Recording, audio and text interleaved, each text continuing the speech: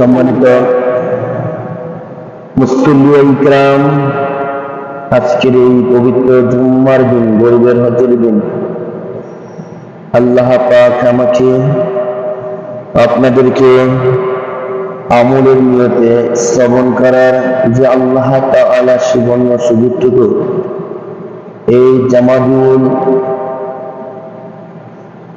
আউয়াল মাসের দ্বিতীয় খুতবায় আল্লাহ তাআলা আমাকে এবং আপনাদেরকে পবিত্র কালামুল্লাহ শরীফ থেকে আমাকে বলার, আপনাদেরকে আমলের নিয়তে শ্রবণ করার আল্লাহ তাআলা যে সুবর্ণ সুযোগ দান করেছেন, সেজন্য মহান রব্বুল আলামিনের দরবারে লাখো কণ্ঠে অগণিত সমকণ্ঠে সকলে বলি প্রাণ খুলে একবার আলহামদুলিল্লাহ। আজকে আমি আপনাদের সম্মুখে খুতবায় এসেছে ইস্তেগফার সম্পর্কে। জামাতুল আউয়ালের খুতবায় এসেছে ইস্তেগফার সম্পর্কে। ইস্তেগফার ফজিলত সম্পর্কে আমাকে বলার, আল্লাহ তাআলা আমাকে বাক্য শক্তি থেকে, কোরআন হাদিস থেকে ভালোভাবে বলার যে সুবর্ণ সুযোগটুকু দান করেন আল্লাহ তাআলা, সেই জন্য আবার বলি আলহামদুলিল্লাহ। ইস্তেগফার জিনিসটা কি? আমরা বিভিন্ন দোয়া পড়ে থাকি, বিভিন্ন দোয়ার মধ্যে একটা ইস্তেগফার আছে। যেমন ইস্তেগফারটা হচ্ছে আস্তাগফিরুল্লাহ, বলেন তো কি? আস্তাগফিরুল্লাহ। সংক্ষেপে দোয়াটা হচ্ছে আস্তাগফিরুল্লাহ। আর সাইয়্যিদুল ইস্তেগফার একটা আছে, এটা বড় দোয়া, এটাও বলবো। আরেকটা আছে মাঝারি ধরনের ইস্তেগফার। ইস্তেগফার 3 ধরনের আছে। সংক্ষেপে দোয়াটা হচ্ছে আস্তাগফিরুল্লাহ, বলেন তো কি? আস্তাগফিরুল্লাহ। এইগুলো ছোট, আর অর্থ হলো আল্লাহ আপনার কাছে ক্ষমা প্রার্থনা করেছি, আল্লাহ আপনার কাছে আমার গুনার জন্য কি করেছি? ক্ষমা প্রার্থনা চাচ্ছি, আস্তাগফিরুল্লাহ। আর মাঝারি ধরনেরটা হচ্ছে আস্তাগফিরুল্লাহ আল্লাযী লা ইলাহা ইল্লা হুয়াল হাইয়ুল কাইয়্যুম ওয়া তুবু ইলাইহি লা হাওলা ওয়ালা কুওয়াতা ইল্লা বিল্লাহিল আলিয়্যিল আযীম। আমরা পারি না সবাই? পারিনি? এই দোয়াটা আমরা মাঝারি দোয়াতে পারি ইনশাআল্লাহ। জানতে হবে, আপনাকে শিখতে হবে এগুলির ফজিলত কেমন। এগুলি ফজিলত যদি আমি আপনি না জানি, তাহলে আমার আপনার করার ইচ্ছা শক্তি থাকবে না। আমাদের প্রত্যেকটি দোয়ার একটা ফজিলত আছে। ওই ফজিলত যদি আমাদের জানা থাকে অন্তরে, তাহলে আমরা পড়তে একটু আগ্রহ হয় কি হয় না? কথা বলেন। সাইয়্যিদুল ইস্তেগফার হচ্ছে বড় ধরনের ইস্তেগফার। সেই দোয়াটার মাধ্যমে মুস্তাজাবু দাওয়া হওয়া যায়। মুস্তাজাবু দাওয়া অর্থ এমন ব্যক্তিকে বলা হয় যেই ব্যক্তি অনেক মাত্র মিস হয়, কিন্তু দোয়া করলেই দোয়া কবুল হতে মিস হয় না। সুবহানাল্লাহ। কথা বুঝতে পারতেছেন তো ইনশাআল্লাহ? আমরা সাইয়্যিদুল ইস্তেগফার করি, আল্লাহুম্মা আনতা রাব্বী লা ইলাহা ইল্লা আনতা খালাকতানি ওয়া আনা আবদুকা ওয়া আনা আলা আহদিকা ওয়া আহদিকা মাসতাতা'তু ওয়া আউযু বিকা মিন শাররি মা সানআতু ওয়া আবু'ু লাকা বিনি'মাতিকা আলাইহা ওয়া আবু'ু বিযামবি ফাগফিরলি ফাইন্নাহু লা ইয়াগফিরু যুনুবা ইল্লা আনতা। বলি কি বলি না? এটা ফজিলত বিষয়। আর যেটা আস্তাগফিরুল্লাহ আমরা যেটা বলতে চাই, আমরা নামাজের শেষে সবসময় সালামটা ফিরেই করি আস্তাগফিরুল্লাহ, করি না? আস্তাগফিরুল্লাহ বলবো কিংবা এই আস্তাগফিরুল্লাহ কোথায় কোথায় বলেছেন, এর ফজিলত কি, আজকে আমরা বিস্তারিত জানার চেষ্টা করব। এই আস্তাগফিরুল্লাহর মাধ্যমে মুস্তাজাবু দাওয়া হওয়া যায়। সুবহানাল্লাহ ওয়া বিহামদিহি। এই আস্তাগফিরুল্লাহর মাধ্যমে আপনি নিষ্পাপ মাসুম বাচ্চা হয়ে যেতে পারবেন। সুবহানাল্লাহি ওয়া বিহামদিহি। আল্লাহ পাক পবিত্র কোরআনুল কারীমের মধ্যে ঘোষণা দিয়েছেন, বান্দারা গো, ও বান্দারা, তোমরা যে আস্তাগফিরুল্লাহ পড়ো, ওই আস্তাগফিরুল্লাহর ফজিলত এতই বেশি। আল্লাহ তাআলা এই সম্পর্কে সূরাতুল নূহ ৭১ নম্বর সূরার মধ্যে 10 থেকে 12 নম্বর 3টা আয়াতে আল্লাহ পাক ঘোষণা দিয়েছেন, فَقُلْتُ اسْتَغْفِرُوا رَبَّكُمْ إِنَّهُ كَانَ غَفَّارًا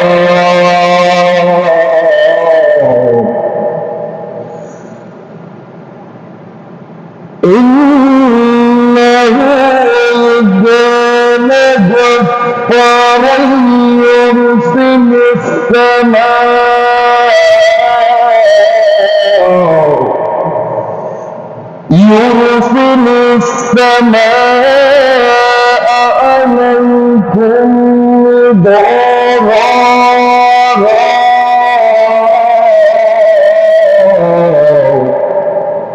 ويمددكم بأموال وبنين ويجعل لكم جنات ويجعل لكم أنهارا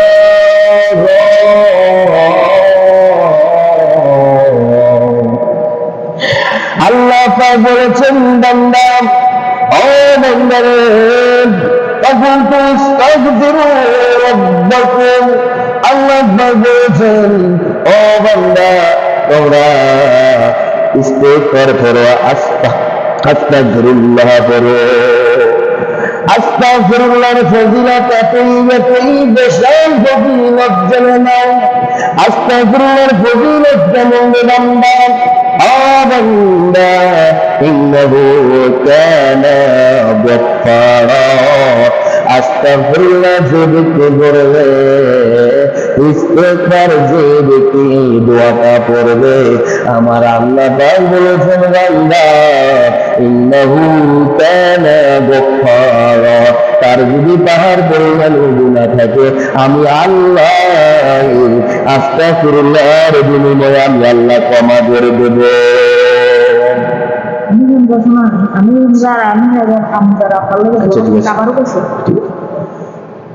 তাহলে আমরা কি পাই, আমরা কি বুঝতে পারলাম? আজকের খুতবায় যে বিষয়টা এসেছে, আস্তাগফিরুল্লাহ ছোট হলো, এটার ফজিলত বিশাল এবং গভীরতা আমার আল্লাহ পাক সূরাতুল নূহের মধ্যে জানিয়েছেন। আল্লাহ পাক বলেছেন, ফাকুলতু ইস্তাগফিরু রাব্বাকুম, ও বান্দারা, আল্লাহকে পেতে চাইলে তোমরা যদি বেগুনা মাসুম হতে চাও, যদি তোমরা গুনাহ থেকে বাঁচতে চাও, তোমাদের ঈমানটাকে যদি ধরে রাখতে চাও, আস্তাগফিরুল্লাহ ছাইরিও না।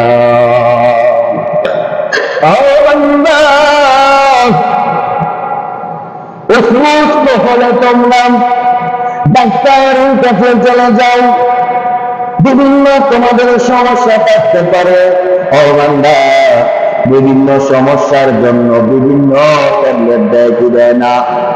যদি জ্বরের থাকে জ্বরের ট্যাবলেট দেয়, কাশি থাকলে কাশির ট্যাবলেট দেয়, মাথা ব্যথা থাকলে মাথা ব্যথার ট্যাবলেট দেয়। আপনার যেই সমস্যা সেই সমস্যার ট্যাবলেট দেয়। ওই ট্যাবলেটের ওসিলায় আপনার শরীরটা সুস্থ হয়, আপনি ওই অসুস্থ থেকে আরোগ্য লাভ করেন।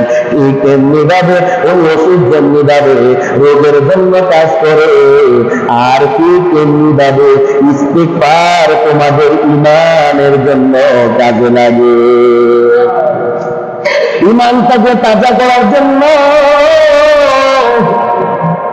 গুনাহ থেকে বাঁচার জন্য বান্দা ইস্তিগফার করবা। এই ইস্তিগফার করার মাধ্যমে দিল পরিষ্কার হয়ে যায়। এই ইস্তেগফার পড়ার মাধ্যমে তোমাদের ঈমানটা তাজা হয়।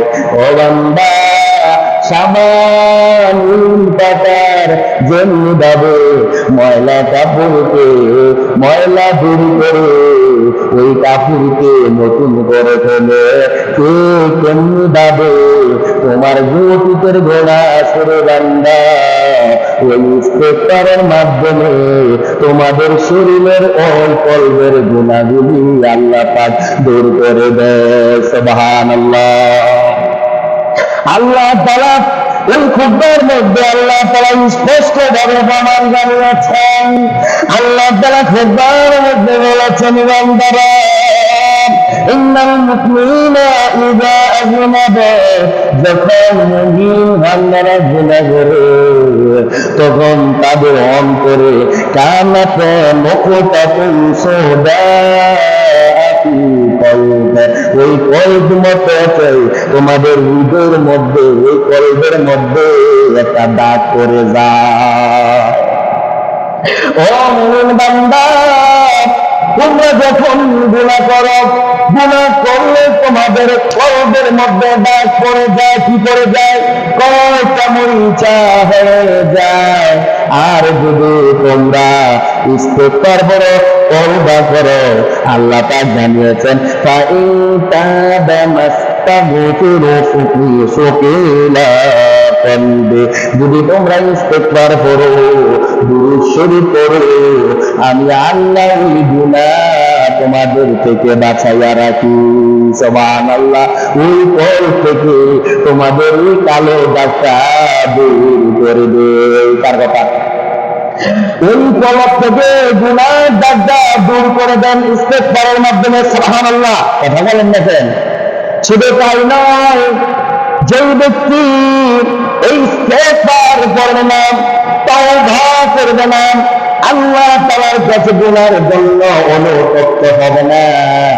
আল্লাহ পাক বলেছেন, বান্দারা রে, গুনাহ করেছে, কি হয়েছে, তোমরা আমার রহমত থেকে নিরাশ হয়ে যাও না। আল্লাহ পাক পবিত্র কোরআনের কারীমের মধ্যে ঘোষণা দিয়েছেন, ইয়া ইবাদিয়াল্লাযীনা আসরাফু আলা আনফুসিহিম লা তাকনাতু মির রাহমাতিল্লাহ ইন্নাল্লাহা ইয়াগফিরুয-যুনুবা জামিআ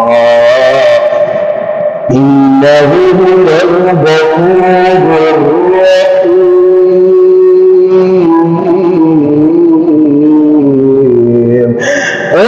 যত জায়গায় আল্লাহ তাআলা বলেছেন, কোন যেই জায়গায় উল্লেখ করেছেন, আমার প্রিয় হাবিবকে, নবীকে স্মরণ করে বলেছেন, কুল ইয়া ইবাদিয়াল্লাযীনা আসরাফু আলা আনফুসিহিম, ও নবী গো, ও আমার হাবিব, তোমার উম্মতদেরকে তুমি জানিয়ে দাও, তারা যে নফসের উপর গুনাহ করেছে, নিজের প্রতি জুলুম করেছে, গুনাহ করেছে, তারা যেন নিরাশ না হয়ে যায়। লা তাকনাতু মির রাহমাতিল্লাহ, তারা যেন আমার দরবার থেকে ফিরে না যায়, নিরাশ না হয়ে যায়, আমার আশা যেন ছেড়ে না দেয়। সুবহানাল্লাহ। ও হাবিব, তোমার উম্মতদেরকে জানাইয়া দিয়ে,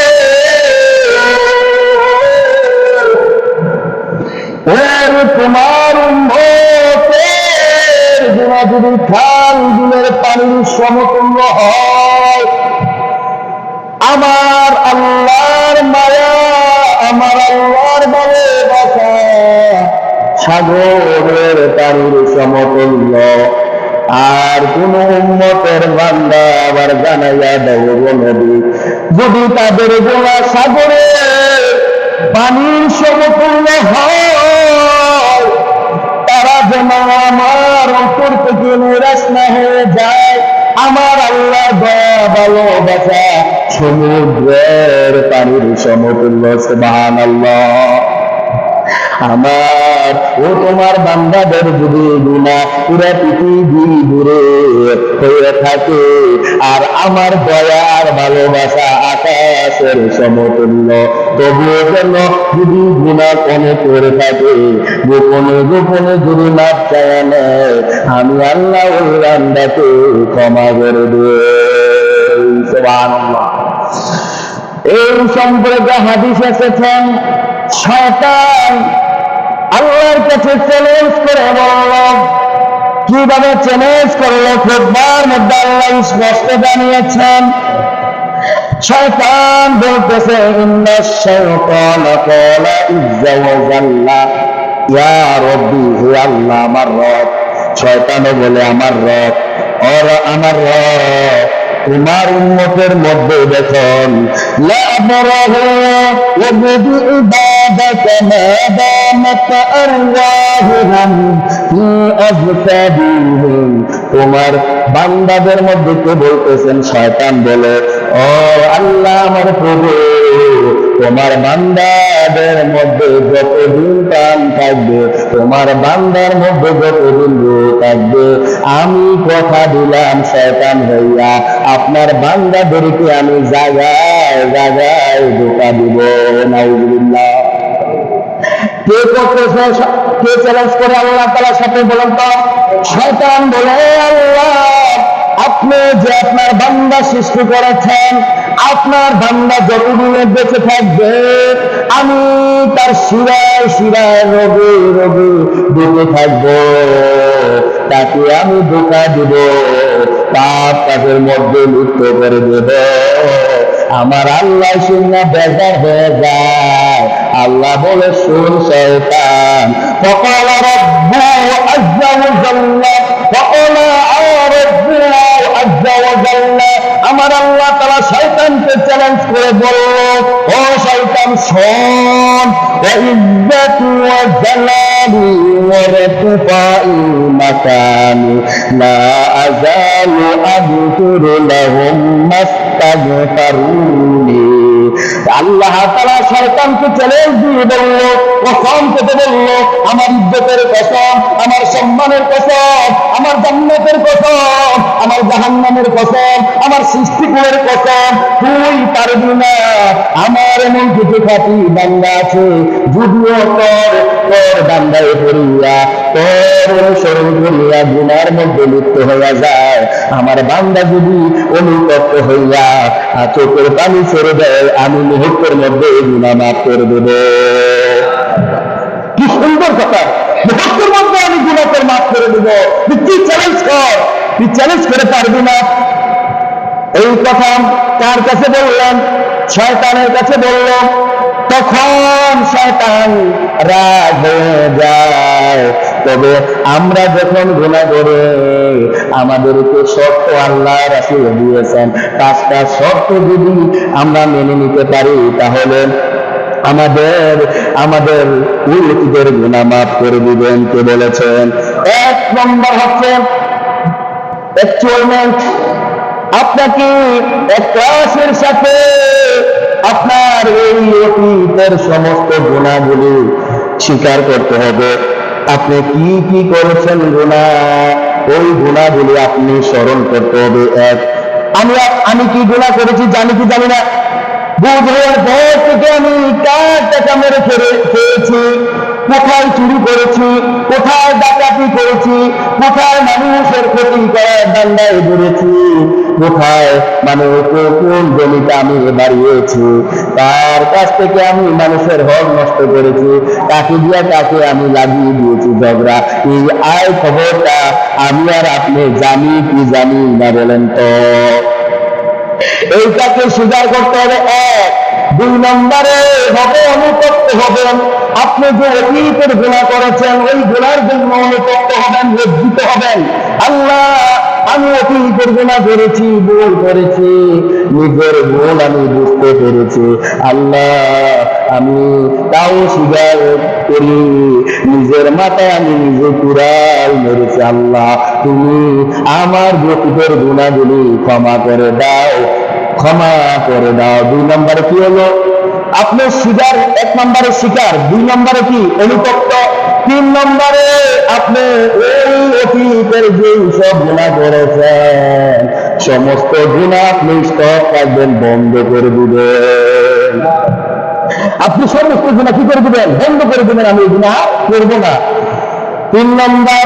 4 নম্বরে আপনি ওই গুনাহ থেকে বিরত থাকবেন, আপনি ঘৃণা করবেন। 4 নম্বর কি বলেন তো? এইসব গুণাগুলি ঘৃণা করা, যেগুলো আগে করতেন গুণাগুলি, ঠিক না, ওইগুলা ঘৃণা করা 4 নম্বরে। আর 5 নম্বরে হচ্ছে আপনি ওইগুলা আর ভবিষ্যতে করবেন না, এরকম প্রতিজ্ঞা নিবেন, আমি আর জীবনে করব না। তাহলে 5টা শর্ত কি? 1 নম্বরে গুনার কথা স্বীকার করা, 2 নম্বরে হলো অনুতপ্ত হওয়া, 3 নম্বরে বন্ধ করে দেওয়া গুনাহগুলা, 4 নম্বরে গুনাহ করা, 5 নম্বরে ভবিষ্যতে প্রতিজ্ঞা করা, আমি আর এসব গুনাহ করব না। তাহলে আপনার দোয়াগুলি কবুল আর মঞ্জুর করে দিবেন। সুবহানাল্লাহ। ইস্তেগফারের ফজিলত আল্লাহর হাবিব জনাব মুস্তাফা সাল্লাল্লাহু আলাইহি ওয়াসাল্লাম বলেছেন, من لزم الاستغفار جعل الله من كل ضيق مرجا ومنهم الأهل ومن كل هم فردا ورزقه من حيث لا يحتسب। যে ব্যক্তি যে ব্যক্তি ইস্তেগফার করবেন, আল্লাহর হাবিব বলেছেন মিন কুল্লি দিকিন মাখরাজা, যে ব্যক্তি ইস্তেগফার করবে, তো যদি অভাব থাকে আল্লাহ পাক বলে, আল্লাহর হাবিব বলেছেন অভাব দূর করে দিবেন। সুবহানাল্লাহ। ওয়া মিন হাম্মিন মিন কুল্লি ফারাজা, যে ব্যক্তি বিপদগ্রস্ত আছেন বিপদ দূর করে দিবেন। সুবহানাল্লাহ। রাযাকাহুমুল্লাহ,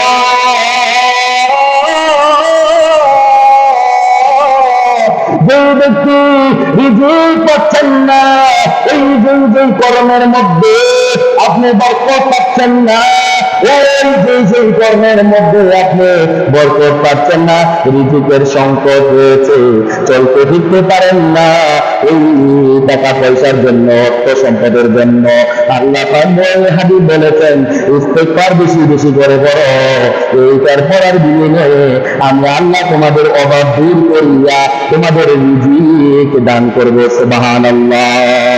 লা ইয়াহতাসাব, এতই রিজিক দান করব তা তোমরা কোনো কল্পনা করতে পারবে না, কেউ তোমরা কমাতে পারবে না, এত আমি রিজিক দান করব। সুবহানাল্লাহ।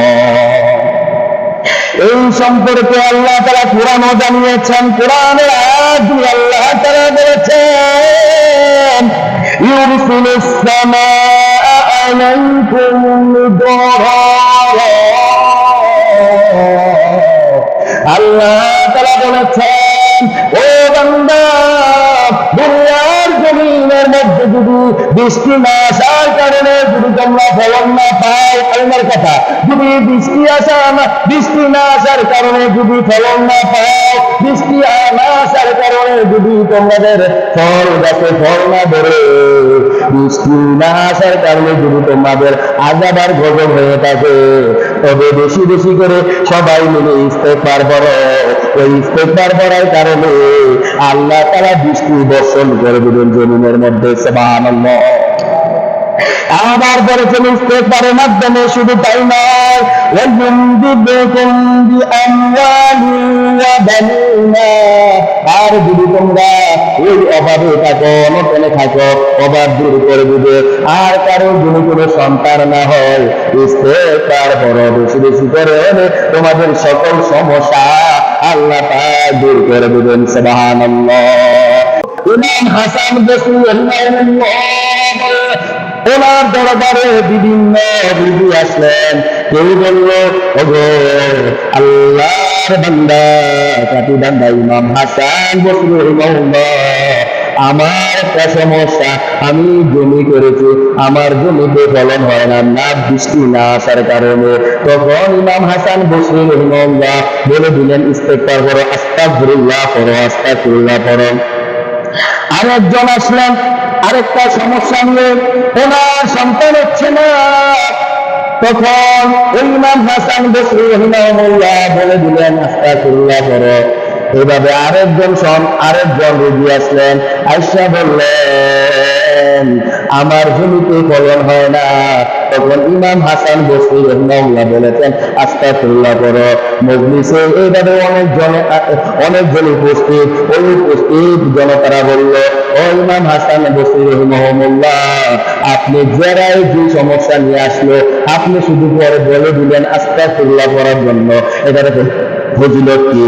তখন ইমাম হাসান বসরি রাহিমাহুল্লাহ বললেন, কোরআনের আয়াতটা তুলে ধরলেন। এই কিছুক্ষণ আগে যে আমি কোরআনের আয়াতটা পড়েছি, আবারও পড়ে শোনাচ্ছি। ফাকুলতু আস্তাগফিরু রাব্বাকুম ইন্নাহু কানা গফফারা। যে ব্যক্তি বেশি বেশি করে ইস্তেগফার পড়বে, তার যত সমস্যা আছে, ইউরসিলিস সামাa'u আলাইকুম মিদরারা, যদি বৃষ্টি না আসে দুনিয়ার জমিনের মধ্যে, বৃষ্টির জন্য দোয়া করলে বৃষ্টি দিয়ে দিবেন কে? আর যদি সন্তানও না হয়, এরপরে আল্লাহ তাআলা জানিয়েছেন, যদি তোমাদের সম্পত্তির মধ্যে যদি সম্পদ ভালো না পাও, যদি সন্তান না হয়, ইস্তেগফার করো, সম্পত্তিও দিয়ে দিবেন, সন্তানও দিয়ে দিবেন। শুধু তাই নয়, আল্লাহ তাআলা আরো বলেছেন, ওয়াজআল লাকুম জান্নাতিন, ইস্তেগফার মাধ্যমে তোমাদের গুনাহ মাফ করিয়া তোমাকে জান্নাতে দাখিল করবেন। আবার ইস্তেগফার করার মাধ্যমে আল্লাহ তাআলা বলেছেন, বৃষ্টি আসার কারণে ওই নদীর নালার মধ্যে পানি দিয়া ওই মাছের ব্যবস্থা করে দিবেন। সুবহানাল্লাহ। এগুলা কোরআনের আয়াত। ইস্তেগফারের ফজিলত কত! ফজিলত ইমাম আহমদ বিন হাম্বল হাদিস চর্চা করার জন্য বাহির হলেন। বাহির হওয়াতে অনেক দীর্ঘ রাস্তা, কিছু রাস্তা যাওয়ার পর হঠাৎ করে রাত্র হয়ে গেল। রাত্র হওয়ার পর এশার নামাজ, কিসের নামাজ বলেন তো? এশার নামাজ। ইমাম আহমদ বিন হাম্বল এশার নামাজ পড়লেন। এশার নামাজ পড়ার পর ইমাম আহমদ বিন হাম্বল চিন্তা করলেন ওই মসজিদের মধ্যে থাকবে। তখন ওই মসজিদের দারোয়ান ইমাম আহমদ বিন হাম্বলকে থাকতে দেয় নাই। বিশাল কাহিনী সংক্ষেপে বলি, ওই মসজিদে থাকতে দেয় নাই। ওই মসজিদের দারোয়ান ইমাম আহমদ বিন হাম্বলকে চিনতে পারে নাই। এই কারণে বিদায় বলে তাকে ওই মসজিদ থেকে বের করে দিলেন। মসজিদ থেকে যখন বের করে দিলেন, তিনি বাইরে হাঁটতে শুরু করলেন। হাঁটতে হাঁটতে এবার ফজর হয়ে গেল। ফজরের নামাজ পড়লেন। ফজরের নামাজ পড়ার পরে আবার একটা বাজারের মধ্যে গেলেন। বাজারের মধ্যে ইমাম আহমদ বিন হাম্বল শীতের রাত, খুব কাঁপুনি চলে আসলো। এমন সময় তিনি চিন্তা করলেন, যুবক বান্দা দোকানের মধ্যে রুটি বানাচ্ছে। ইমাম আহমদ বিন হাম্বল ওই দোকানের মধ্যে গেলেন আগুন পোহানোর জন্য। ওই যুবককে বললেন, ও যুবক, সারা রাত আমি হাঁটতে হাঁটতে ক্লান্ত হয়ে গেলাম, তোমার দোকানে একটু বিশ্রাম নিতে চাই। আর শীতে আমার শরীরটা একবারে বসে আছে, একটু আগুন পোহাতে পারবো কি? যুবকটা বলল, জি হুজুর, পারবেন। ওই ইমাম আহমদ বিন হাম্বল ওই যুবকটার দৃশ্যগুলি দেখলেন। দৃশ্যগুলি কেমন ভাবে দেখলেন? ওই যুবক রুটি বানানোর যুবক একটা রুটি বানায়, যখন বানায় তখন ওরে আস্তাগফিরুল্লাহ।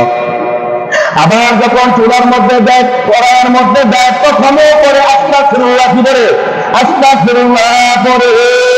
এইভাবে অনেকগুলো ক্ষণ তাকায়া দেখলেন ইমাম আহমদ বিন হাম্বল এই যুবকের কর্মকাণ্ড দেখার ফলে তখন ওই যুবককে জিজ্ঞাসা করলেন ইমাম আহমদ বিন হাম্বলকে, তুমি আস্তাগফিরুল্লাহ এত করতেছ, কারণটা কি, এটার ফজিলত কি? তখন ওই যুবক বলল, আমি 32 বছর ধরে আমি এই বাজারে কি করে দোকানদার করি, যখন আমি দোকান দেই তখন আমার কাছে পুঁজি ছিল না, আমি হাওলাত করে দোকান দিয়েছি, আমার অভাব অনটন ছিল, আমি এই দোয়াটা পড়ার মধ্যে দিয়া ব্যবসা শুরু করেছি, আমার ব্যবসার মধ্যে এতই বরকত দিয়েছে, এখন আমি বিশাল অর্থ সম্পদের মালিক হয়েছি। সুবহানাল্লাহ। শুধু অর্থ সম্পদের মালিক নয়, আমি মুস্তাজাব দাওয়া হয়েছি। ওই এলাকার সমস্ত মানুষ আমাকে জানে চিনে, আমার দোয়া নাকি কেমন হয়ে যায়, আমার কাছে সকলে দোয়া চাইতে আসে, আমাকে সবাই সম্মান করে। এই কথা বলার কারণে ইমাম আবার বলতেছেন, এই যুবক বলে আমার একটাই দোয়া কবুল হচ্ছে না, আমি এই আশাটা যদি পূর্ণ হয়ে যায় তাহলে আমার সমস্ত আশা পূর্ণ হয়ে যাবে। ওই দোয়াটা কি? ইমাম আহমদ বিন হাম্বল বলল, ওই দোয়াটা কি? ওই তোমার দোয়াটা কবুল হচ্ছে না, কোনটা বলো? তখন ওই যুবক বলল, আমি দেখা করতে চাই, আমি শুনেছি নাকি এই জগতে একজন ইমাম আহমদ বিন হাম্বল আছে, ওনার সাথে আমি দেখা করতে চাই। তখন ইমাম আহমদ বিন হাম্বলের চোখের পানি পড়ে যায়। তখন ওই যুবককে বলল, ও যুবক, দুনিয়ার এই ইমাম আহমদ বিন হাম্বলের কাছে যেতে হবে না, কারণ ইমাম আহমদ বিন হাম্বল তোমার কাছে নিজেই চলে আসছে। সুবহানাল্লাহ। তাহলে বোঝা গেল ইস্তেগফার দোয়ার মাধ্যমে আল্লাহর ওলিদের সাথে সাক্ষাৎ করে দেয়, ইস্তেগফার দোয়ার মাধ্যমে আল্লাহ হওয়া যায়, ইস্তেগফার দোয়ার মাধ্যমে আপনার জীবনের গুনাহগুলি কি করে দেয়? ক্ষমা করে দেয়। সুবহানাল্লাহ ওয়া বিহামদিহি। কারণ আমরা প্রত্যেকটা সময় নামাজের শেষে আমরা কি করি? আস্তাগফিরুল্লাহ পড়ি কিনা? ইস্তেগফার দোয়াটা হচ্ছে আস্তাগফিরুল্লাহ। বলেন তো কি? আস্তাগফিরুল্লাহ। যেই ব্যক্তি আস্তাগফিরুল্লাহ পড়বে, তারপরে কি একবার সুবহানাল্লাহ পড়বে, একবার আলহামদুলিল্লাহ পড়বে, একবার লা ইলাহা ইল্লাল্লাহ পড়বে, তার জন্য আল্লাহ তাআলা জান্নাত নির্ধারণ করেছেন, তার দ্বারা পাপ কাজ হবে না। কিভাবে বোঝা গেল? এই যেই ব্যক্তি একবার সুবহানাল্লাহ পড়বে, দৈনিক 100 বার পড়বে, ওই 100 বারের বিনিময়ে 1000 সওয়াব দেয় আর 1000 গুনাহ মাফ করে দেয়। সুবহানাল্লাহি ওয়া বিহামদিহি। যেই ব্যক্তি আলহামদুলিল্লাহ একবার পড়বে, ওই একবার আলহামদুলিল্লাহ পড়ার বিনিময়ে তার মিজানের পাল্লা ভারী করে দেয়। আর যেই ব্যক্তি একবার লা ইলাহা ইল্লাল্লাহ মুহাম্মাদুর রাসূলুল্লাহ পড়বে, এই আকাশের জমিন, জঙ্গল, সূর্য, সাত আসমান, সাত জমিন চাইতে সমস্ত কিছু এক পাল্লায় রাখা হবে, আর কালিমা তাইয়্যিবা এক পাল্লায় রাখা হবে। আল্লাহর হাবিব বলেছেন, সমস্ত জিনিসের চাইতে এই কালিমা তাইয়্যিবার জিনিস দায়িয়াটা ভারী হয়ে যাবে। সুবহানাল্লাহ ওয়া বিহামদিহি। কালিমা তাইয়্যিবার ফজিলত এতই ফজিলত, একটা হিন্দু 80 বছর, কত বছর? 80 বছর ওই হিন্দু 10টার দিকে ঈমান এনেছে, জোহরের নামাজের না আসার আগে তিনি ইন্তেকাল করেছেন। ওনার 80 বছরের গুনাহ আল্লাহ মাফ করে ওই হিন্দু লোকটাকে জান্নাত করে দিয়েছেন। সুবহানাল্লাহ। কিসের বিনিময়ে? তিনি নামাজে পড়ে না, কিছু করে নাই, 10টা ঈমান এনেছে, 11টা থেকে মারা গিয়েছে। এটা কি নামাজ পড়া লাগবে? শুধু ঈমানটা আনার কারণে তিনি চিরতরে জান্নাতের নাজনেয়ামত ভোগ করবে। কালিমা তাইয়্যিবাটা কি সাধারণ মনে করছেন? সুবহানাল্লাহ ওয়া বিহামদিহি। আমরা এগুলি দোয়াগুলি আমরা পড়ি না, অনেকে নামাজের শেষে দোয়া দিন করায়, এটা নিয়ম আছে। কথা বুঝতে পেরেছেন? দোয়া দিন করলে আপনাদের হৃদয় কি হয়ে যাবে? ঠান্ডা হয়ে যাবে।